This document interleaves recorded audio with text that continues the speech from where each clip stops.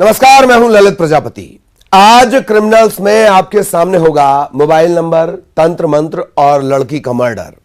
कत्ल से पहले उस लड़की ने अपने कातिल का सुराग दिया था। क्या था वो सुराग? पूरा खुलासा थोड़ी देर बाद। इसके साथ ही होगा एक कत्ल, 4 कातिल और हत्यारों ने खोला खुद अपना राज।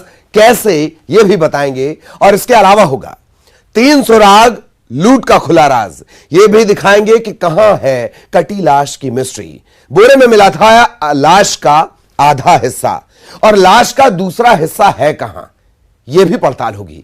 इसके अलावा होगी जुर्म की कई और दास्तान आज के क्रिमिनल्स में।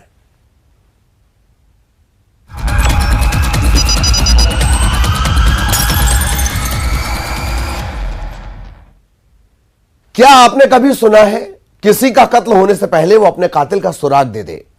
एक शहर में एक लड़की का कत्ल हुआ था। जंगल में लाश मिली थी, लेकिन हत्या से पहले उस लड़की ने अपने गुनहगार का राज अपनी सहेली को दे दिया था। और वो सुराग था बाइक नंबर की तस्वीर और एक मोबाइल नंबर। जिस मर्डर में था मोबाइल नंबर और तंत्र मंत्र, साथ ही नोटों की बारिश। क्या है ये मिस्ट्री, देखिए। जंगल में लड़की का बेरहमी से कत्ल, वो मोबाइल नंबर बना उसकी मौत। मरने से पहले खोला कातिल का राज, कत्ल से पहले दिया कातिल का सुराग, लालच का फेर, तंत्र मंत्र का खेल। एक मर्डर मिस्ट्री की ऐसी तफ्तीश जिसमें खुद मरने वाली वो लड़की अपने कत्ल से पहले कातिल का सुराग बताकर गई। जिस केस में पुलिस के पास अहम सबूत मरने से पहले मृतका ने दिया, जिसे शक हो गया था वो किसी अनहोनी का शिकार हो सकती है। छत्तीसगढ़ की रहने वाली वो लड़की एक नेटवर्क मार्केटिंग कंपनी में काम करती थी, जिसकी लाश मिली बैतूल के सारनी थाना इलाके के रावण देव जंगल में।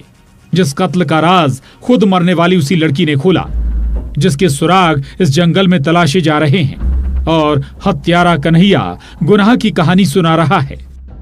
मार्केटिंग का काम करती, नेटवर्क मार्केटिंग का काम करती है। तो उसके संबंध यहाँ पाताखेड़ा में जो है कन्हैया मोहबे इससे हो गए और इन मोहबे ने उसको एक लालच दिया कि यहाँ पे एक रावण देव की जंगल है, यहाँ पे एक पहाड़ी है, वहाँ पे तांत्रिक के माध्यम से जो होता है वो हम पैसों की यानी रुपयों की वर्षा करवाते हैं। तो यहाँ आ जाए रुपयों के, क्योंकि उसकी आर्थिक स्थिति कमज़ोर थी, परिवार की भी कमज़ोर है, तो उसने सोचा कि क्यों ना इस प्रकार से पैसा इकट्ठा कर ले। कत्ल की ये वारदात होशियार भी कर रही है। कैसे एक जाल में वो लड़की फंस रही थी, तो तफसील से सुनिए। नेटवर्क मार्केटिंग कंपनी में काम करने वाली उस लड़की को कुछ नंबर दिए गए थे जिन्हें कॉल लगाना था, और इन्हीं नंबर की लिस्ट में एक नंबर था बैतूल के सारनी के रहने वाले कन्हैया का, जिससे लड़की की बातें होने लगी। और फिर कन्हैया ने एक ऐसी बात बताई जिसके लालच में वो लड़की आ गई और इस जंगल में अपने कातिल के साथ आई। पाताखेड़ा के पास में लड़का इसको मिला, वहाँ से अपने बाइक पर वो लेके इसको रावण देव के जंगल में गया। वहाँ 1-2 घंटे बैठने के बाद उसने पूछा कि तांत्रिक कहाँ है, क्योंकि तांत्रिक जैसा कोई था ही नहीं। तो इन्होंने बोला कि तांत्रिक तो नहीं है। तो उसने बोला कि आपने मेरे से झूठ बोला, मैं तांत्रिक नहीं है और मैं तो पुलिस में रिपोर्ट करूँगी, है ना, या फिर मुझे पैसा दो। तो इसी बात पर उनमें थोड़ा सा विवाद हुआ। क्यों वो लड़की कन्हैया के साथ जंगल आई? तो इसके पीछे था तंत्र मंत्र का खेल, इसके पीछे था नोटों की बारिश, इसके पीछे थी दौलत की चाहत। धन वर्षा करने वाले एक तांत्रिक की कहानी। दरअसल आरोपी कन्हैया ने लड़की को ये बात बताई थी कि वो ऐसे तांत्रिक को जानता है जो खजाने का पता बताता है, और इसी लालच में वो लड़की आ गई। और फिर इस जंगल में जब वो आई तो उसे शक हुआ ये सारी कहानी तो झूठी है, और इसी बीच उसने 2 सुराग दिए। जो मृतिका है उसने एक टावर लोकेशन दे दिया था उनकी सहेली को, और एक उस जिस बाइक से लेके गया था उस बाइक का नंबर दे दिया था, और ले जाने वाले कन्हैया का मोबाइल नंबर दे दिया था कि अगर मेरा मोबाइल किसी कारण से बंद हो जाए या संपर्क न हो तो इससे संपर्क कर लेना। पहला था कन्हैया की बाइक का नंबर और दूसरा कन्हैया का मोबाइल नंबर। बाइक की तस्वीर खींचकर उसने अपनी सहेली को भेजी थी। जब उसकी लाश मिली तब ये केस ब्लाइंड था, लेकिन हत्या से पहले दिए 2 सुरागों ने कन्हैया को बेनकाब कर दिया। उस व्यक्ति कन्हैया महोबे को ढूंढा गया, उसे बुलाया गया, उससे जब पूछताछ की गई गहनता से तो पता चला कि उसके द्वारा उसको मार दिया गया है। उसको साथ ले जा करके उक्त स्थान पर, जो कि रावण देव का जंगल था, वहां पर उसकी लाश मिली। साथ ही वहीं आसपास कुछ वस्तुएं मिली और उसके पूछताछ करने पर जो भी वस्तु उसने जहां पर भी डाली थी उन सबको जब्त किया। विश्वास के जाल में लालच एक जिंदगी खत्म हो गई। इस बात की भी तहकीकात जारी है। क्या हत्या से पहले लड़की के साथ रेप तो नहीं हुआ? बैतूल से ऋषु नायडू के साथ bureau report, news 18, Madhya Pradesh, Chhattisgarh. अब शायद ये बात आपको भी अजीब लगे कि हत्यारे अपना ही राज खोल रहे थे, लेकिन ऐसा हुआ है। दरअसल 4 आरोपियों ने मिलकर करीब 1.5 महीने पहले किसी की हत्या की थी। इसका राज खुला ही नहीं, लेकिन उन 4 आरोपियों की बात किसी और ने सुन ली और लापता शख्स की बीवी को बता दिया। पुलिस को मुखबिर से खबर लगी। इस गुमशुदगी में एक विवाद छुपा है। कैसे बेनकाब हुए वो 4 हत्यारे, आप भी देखिए। कोई सुन रहा था हत्यारों की बात, जंगल में लाश, कंकाल की मिस्ट्री, गड्ढे में खौफनाक राज। 1.5 महीने बाद खुलासा, एक कत्ल, 4 कातिल, कातिलों ने खोला अपना राज। 1.5 महीने से ये हत्यारे एक ऐसा खौफनाक राज छुपा रहे थे जो इस जंगल में दफन था। इन 4 ने मिलकर किसी का कत्ल किया था। ये राज किसी को भी पता नहीं था, लेकिन करीब 1.5 महीने के इस राज का खुलासा खुद हत्यारों ने किया, जो अपने गुनाह की कहानी सुना रहे थे, लेकिन पुलिस वालों को नहीं। अब सवाल है कि आखिर ये राज खुला कैसे और कत्ल किसका हुआ था? तो वक्त के पन्नों को पलटते हैं। सरगुजा के उदयपुर थाने में कौशल्या पंडो ने थाने आकर रिपोर्ट दर्ज कराई कि करीब 1.5 महीने पहले उसका पति शिव प्रसाद लापता हो गया था। थाना उदयपुर अंतर्गत ग्राम रायचूरा पड़ता है, जहां पर कुछ 1.5 माह पूर्व उदयपुर थाने में एक शिकायत यानी सूचना आई थी कि प्रार्थिया आई और उसने शिकायत दर्ज कराई कि उनका जो पति है शिव प्रसाद पंडो वो गुम हो गया है और वो मिल नहीं रहा है। ऐसी सूचना प्राप्त होने पर गुमशुदगी की रिपोर्ट दर्ज की गई थी। उसके बाद उसकी पता तलाश की जा रही थी। इधर कौशल्या पति के आने का इंतजार कर रही थी, लेकिन सूत्रों की माने तो उसे किसी ने ये बात बताई कि वो अपनी पति की तलाश बंद कर दे, क्योंकि उसके पति का कत्ल हुआ है। इधर पुलिस को मुखबिर से खबर लगी शिव प्रसाद का किसी से विवाद चल रहा था, यानी दोनों कहानी में शिव प्रसाद की गुमशुदगी का राज खुल रहा था, लेकिन इस बात का खुलासा नहीं हो रहा था कि वो जिंदा है या फिर किसी अनहोनी का शिकार हुआ है। जिन 4 लोगों पर शक की सुई जा रही थी, जब पुलिस ने सख्ती से पूछताछ की तो ये 4 टूट गए और फिर उस जंगल में ले गए जहां हत्या करके शिव प्रसाद की लाश के राज को छुपाया गया था।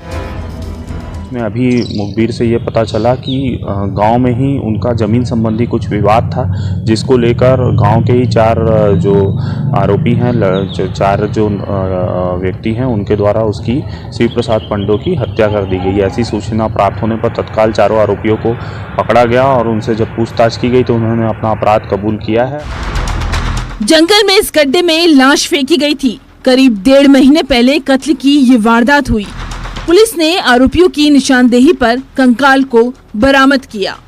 रायचूरा गांव के पास ही एक सुरंग टाइप का गड्ढा बना हुआ था, वहां पर उसने मारकर उस शिव प्रसाद पंडो को फेंक दिया था। हत्यारे मृतक शिव प्रसाद के रिश्तेदार थे। इस दिल दहलाने वाली वारदात के पीछे था जमीन विवाद।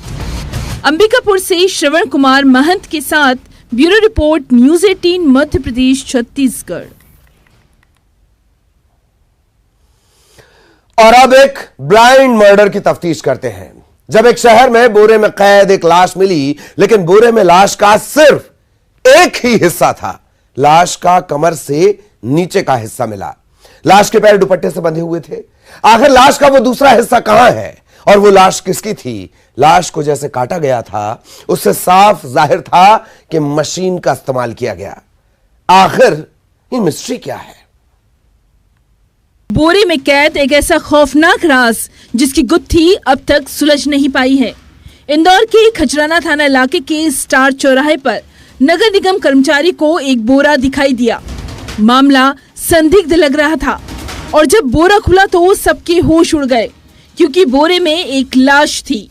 उससे भी चौंकाने वाली बात थी, लाश का सिर्फ एक ही हिस्सा था। ये कटी लाश जिसके ऊपर का हिस्सा गायब था, कमर से नीचे का हिस्सा था। लाश के दोनों पैर लाल दुपट्टे से बंधे थे। अब सवाल है कि आखिर धड़ कहाँ है लाश का वो दूसरा हिस्सा, और ये लाश किसकी थी?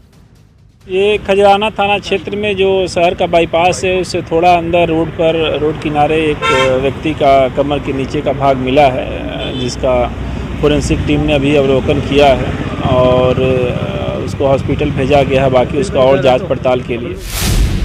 कटी लाश की इस मिस्ट्री में जिस तरह से लाश को काटा गया वो कट एकदम सपाट है, यानी कोई कट आड़ा तिरछा नहीं। ऐसा लग रहा है कि लाश को मशीन से काटा गया है। क्या ये सुराग इस आधी कटी लाश की मिस्ट्री का पर्दाफाश करेगा? ये बॉडी का एक ही भाग है, तो किसका शरीर का भाग है ये आइडेंटिफाई करना एक अभी चैलेंज है। आसपास के जो जिले हैं, थाने हैं, सभी जगह सूचित कर दिया गया है कि कोई गुमशुदगी है या कोई ऐसी बात है तो अवगत कराएंगे। और इसके अलावा जो इस रूट के कैमरे वगैरह हैं वो भी चेक कराया जा रहा है। इस मामले में पुलिस की टीम के पास चुनौती कई है। पहली तो यही कि आखिर ये लाश किसकी है। इस बीच पुलिस वाले सीसीटीवी फुटेज खंगाल रहे हैं। जिस तरह से वारदात को अंजाम दिया गया, क्या मर्डर कहीं और हुआ था और लाश को कहीं और काट कर यहाँ फेंका गया? इस बीच थानों में गुमशुदगी की रिपोर्ट भी खंगाली जा रही है। लेकिन इसी बीच सूत्रों की माने तो एक परिवार ने दावा किया ये लाश उसके परिवार के एक सदस्य की है, जो वारदात से एक दिन पहले ही गायब हुआ था। पैर इसमें बंधा हुआ दिख रहा है और जो शरीर का भाग वो पीएम के लिए गया है, तो वहाँ डॉक्टर की भी एक रिपोर्ट अपने को प्राप्त होगी कि इसमें क्या संभावना कैसे हो सकती है, वो एक जांच का विषय है।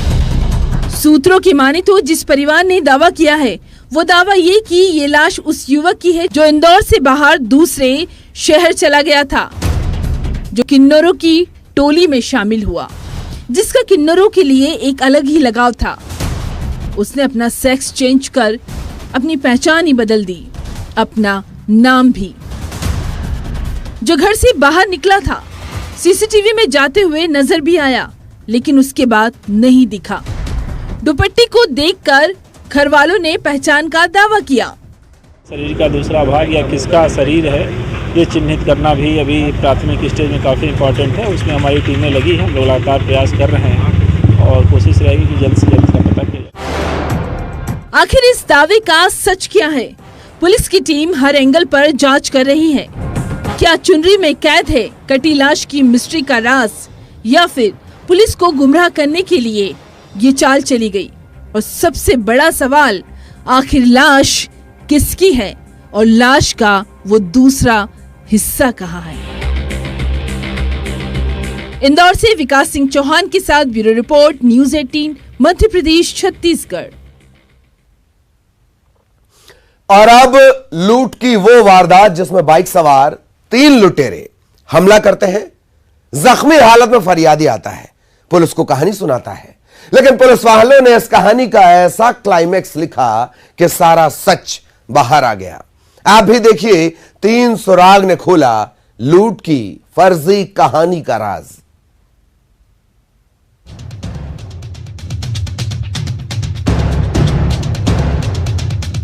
एक लूट की कहानी आपको सुनाते हैं। जाहिर सी बात है, आप भी सोच रहे होंगे वारदात आखिर कहानी कैसे बन गया, तो बस सुनते जाइए।